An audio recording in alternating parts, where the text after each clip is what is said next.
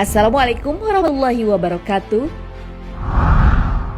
Sahabat beriman, Islam bukan hanya tentang ibadah kepada Allah Subhanahu wa Ta'ala, tapi adab-adab dalam kehidupan pun juga telah diatur. Salah satunya dalam hal berhubungan dengan pasangan.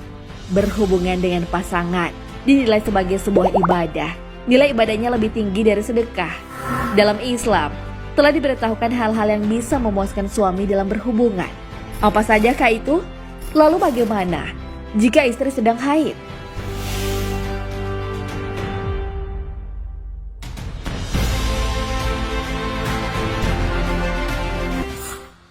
Tidak menolak ajakan suami.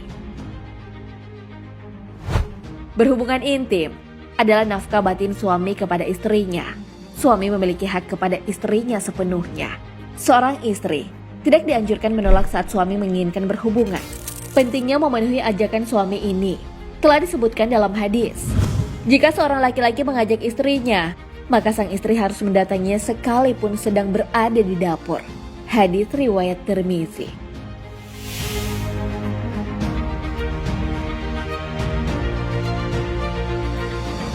Jika menolak, ia akan dilaknat oleh malaikat. Hal ini sesuai hadis dari Abu Hurairah. Rasulullah SAW bersabda, jika seorang laki-laki memanggil istrinya ke pembaringannya dan perempuan itu menolak untuk datang, maka malaikat akan melaknatnya hingga pagi tiba. Hadis riwayat Bukhari.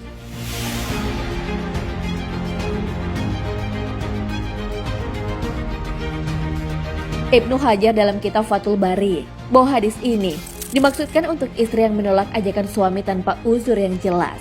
Uzur yang dimaksud adalah ketika haid, sakit, atau kelelahan.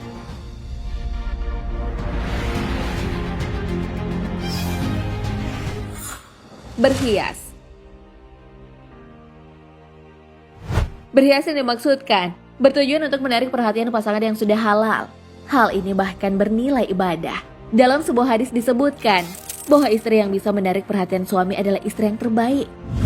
Sebaik-baik istri kalian adalah yang pandai menjaga diri, lagi pandai membangkitkan syahwat suaminya. Hadis riwayat Ad-Dailami.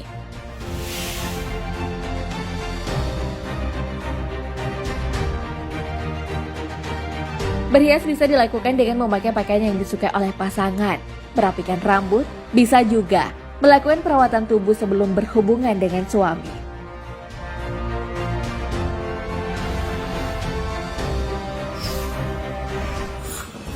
Memamerkan tubuh pada suami. Selain bisa menggoda suami dengan aroma tubuh, istri juga bisa memamerkan lekuk tubuhnya pada suami. Hal ini dibenarkan dengan tulisan Ibnu Urwa Al-Hanbali. Beliau mengutip pendapat Syekh Nasiruddin Al-Albani. Syekh Nasiruddin Al-Albani berkata, pasangan diperbolehkan untuk melihat dan menyentuh lekukan pasangan Anda, termasuk alat kelamin. Karena alat kelamin adalah bagian dari tubuh yang dapat dinikmati dalam mengelus. Tentu saja, itu juga dapat dilihat dan disentuh. Ini diambil dari pandangan Imam Malik dan ulama lainnya.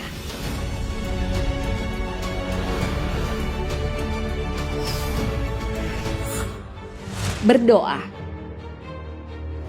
Segala sesuatu yang diawali dengan doa akan berkah. Berdoa juga menjauhkan kita dari setan. Hal ini pun perlu dilakukan agar dalam berhubungan tak diganggu oleh setan. Doa ini dibaca oleh kedua belah pihak, suami dan istri. Dengan nama Allah, ya Allah, jauhkan kami dari setan dan lindungilah kami dari setan, agar tidak mengganggu apa yang Engkau rezekikan anak pada kami. Hadis riwayat Bukhari dan Muslim.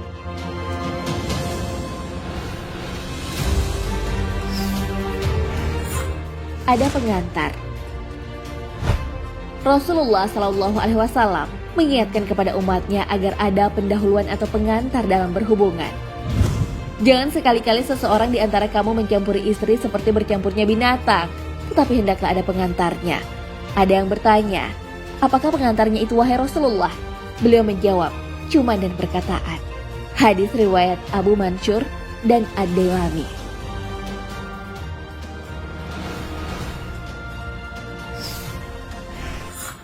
Melakukan posisi terbaik. Dalam Islam, ada beberapa posisi yang dilarang, namun ada juga posisi terbaik yang disarankan.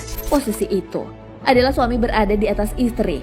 Hal ini dijelaskan oleh Ibnu Qayyim al-Jauziyah dalam Sa'adil Ma'ad. Hal ini menunjukkan kepemimpinan seorang suami yang dalam Al-Quran telah diabadikan. Kaum laki-laki itu adalah pemimpin bagi kaum wanita. Al-Quran Surah An-Nisa ayat 34.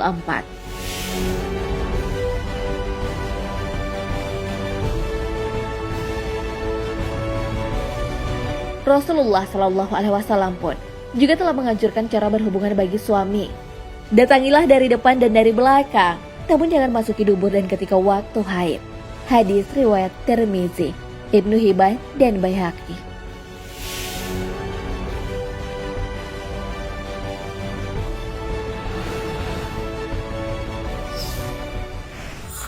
Bermesraan dan bercumbu selain di daerah pusar saat haid. Ada berbagai cara untuk memuaskan suami saat sang istri sedang haid karena tak bisa berhubungan. Dalam Al-Quran, hal ini telah disebutkan bahwa seorang suami boleh mencampuri istrinya saat sudah suci. Mereka bertanya kepadamu tentang haid, katakanlah, haid itu adalah suatu kotoran. Oleh sebab itu, hendaklah kamu menjauhkan diri dari wanita di waktu haid, dan janganlah kamu mendekati mereka sebelum mereka suci. Apabila mereka telah suci, maka campurilah mereka itu di tempat yang diperintahkan Allah kepadamu. Sesungguhnya Allah menyukai orang-orang yang bertaubat dan menyukai orang-orang yang mensucikan diri. Al-Quran Surah Al-Baqarah ayat 222.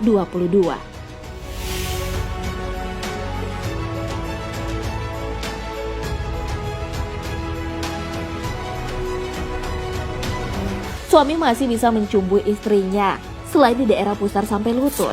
Aisyah radhiyallahu anha dalam sebuah hadis memberikan gambaran hubungan intimnya saat haid. Apabila aku sedang haid, Rasulullah Shallallahu Alaihi Wasallam menyuruhku untuk memakai kain sarung. Lalu beliau bercumbu denganku. Hadis riwayat Ahmad dan Tirmizi.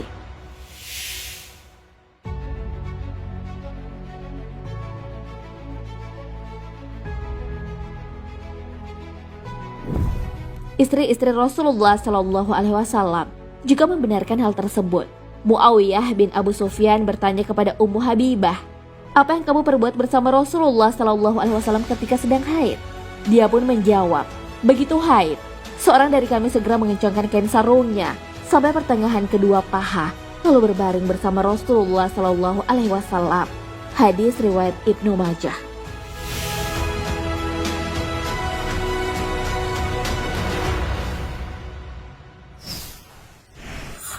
Berdoa setelah selesai jima. Setelah melakukan hubungan suami istri, kita dianjurkan untuk memuji Allah Subhanahu wa Ta'ala atas karunia-Nya. Hal ini sesuai dengan yang dijelaskan oleh Syekh Abdul Qadir Al-Jailani dalam Al-Ghunya li Talibih Thariqil Haqqi Azza wa Jalla. Pujian yang dimaksud itu dalam bentuk doa. Dengan nama Allah, segala puji baginya yang telah menciptakan manusia dari air, lalu menjadikannya sebagai keturunan dan kekerabatan. Tuhanmu Maha Kuasa.